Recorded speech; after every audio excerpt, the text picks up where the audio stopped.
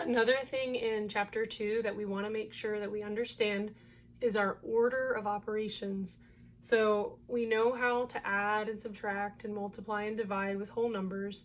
We learned a little bit about exponents, and we'll get more on that as we go through the course. And we've learned about simplifying. However, how do we work through a problem that has multiple operations in it? Say it has adding and multiplying.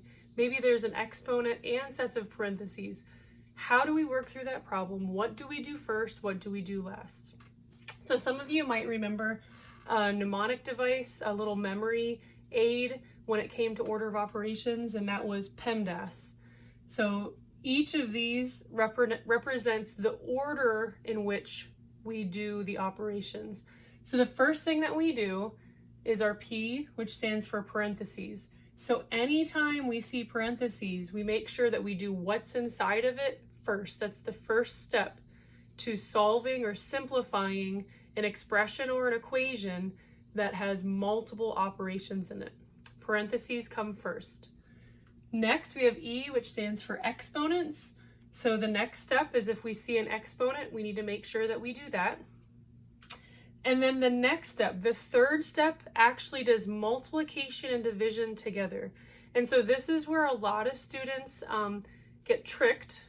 They think that multiplication comes first and then division, but they're done at the same time. So read the problem from left to right, just as you are reading a story. And whatever comes first, you just do it. So if division comes first, so in this we have division comes before multiplication, we're going to do division before we do multiplication because they're done at the same time. They just go in the order that they come in the problem.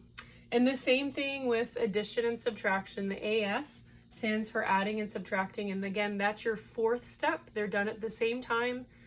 They're done after multiplication and division, but they are done at the same time in the same way that multiplication and division are done. So whatever comes first, that's what you do in the problem. So if it just so happens that you're going to be subtracting first, then you do the subtraction first. So this is our order of operations, how we solve or simplify an equation or an expression when there's multiple things going on, when it's a more complex problem. So PEMDAS, parentheses, exponents, multiplication and division, and then addition and subtraction. So let's go ahead and do a couple of these together. So again, we have 3 plus 8.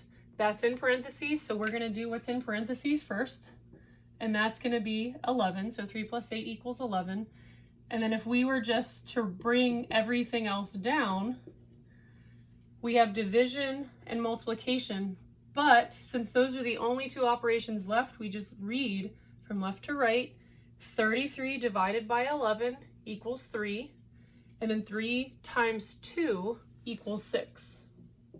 So the answer to that would be 6.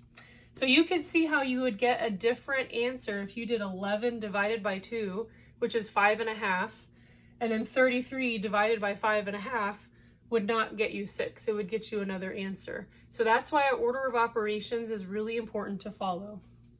So let's look at our next problem. Again, we have a set of parentheses. And this time we have addition and multiplication. So if you have multiple things going on in your set of parentheses, it's like order of operations inception. You're going to do a little mini order of operations inside the parentheses, get that simplified, and then work outside. So since multiplication comes before addition, we're going to do 8 times 4 first. So 8 times 4 is 32, and then we can add 2 plus 32, which equals 34. All right, so a lot of us might say, well, 2 plus 8 is 10, 10 times 4 is 40, but that wouldn't be correct because multiplication comes first before addition. So we need to make sure we do the 8 times the 4, which is 32, and then add the 2. So if you want to keep that in parentheses, you can bring down the 5, or you can put your little, if you don't want to have parentheses, you don't have to, you could just make sure you put your little multiplication dot there. And then we have minus 7 squared.